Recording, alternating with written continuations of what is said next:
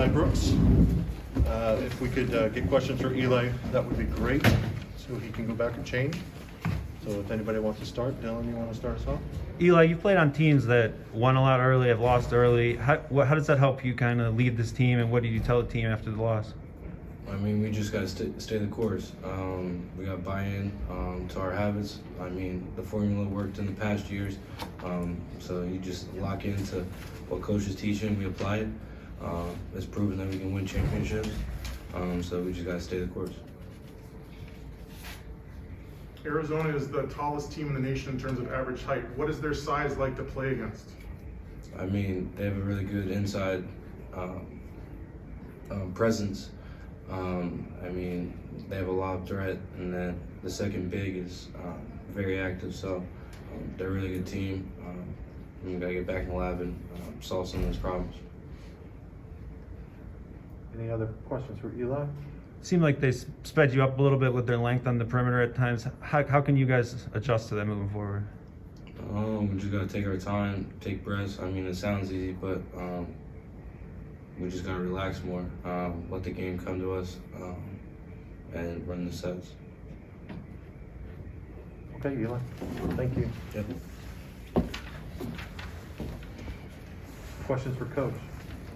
Dylan, you want to go again? Yeah, it was the second game, I think, this year that you played a team that was really long and athletic inside. How do you think they handled that, and how can they adjust to that moving forward? Well, overall, we didn't do a really good job of going at their length. I think at times we forced the issue by driving to try to finish over top of their length instead of, like we talked about as a team, driving kick is going to be open. I love the aggressiveness, but we most importantly have to be the smart aggressive, and that's something that we lack this evening. What did their how do you think you guys handled their overall pace? Well, the pace, it was good. Give them credit. They're a well-coached team. They're going to be a team that's really going to make some noise throughout the season. But when you talk about the pace, I think at times we just wasn't in our right spots offensively. There were some sets that players, maybe 3 guys knew what we were going to run and 2 guys didn't, or 4 knew and 1 guy didn't. So we had a lot of mental breakdowns. And I don't know if maybe it was because of the fatigue factor, because that's the only thing I can think of. And mental fatigue was one of the things that settled in with our group. And I thought we got off to a really good start early with our energy and effort. But then there were moments when, like I expected our guys to get a little tired. We want to get into our rotation a little early. But then once we got into our rotation and the other guys got back in, the energy level sort of dwindled away. But we're going to get better, and I trust we will. It's a part of the game, adversity. But adversity hits will define the man or how he responds the next time. When your team comes out and isn't making a lot of three-pointers in the first half, Coach, is the message at halftime like get to the hole more, or like take your time and get a better three-point shot, or something else? Basically, when the team shoots open shots, let it fly.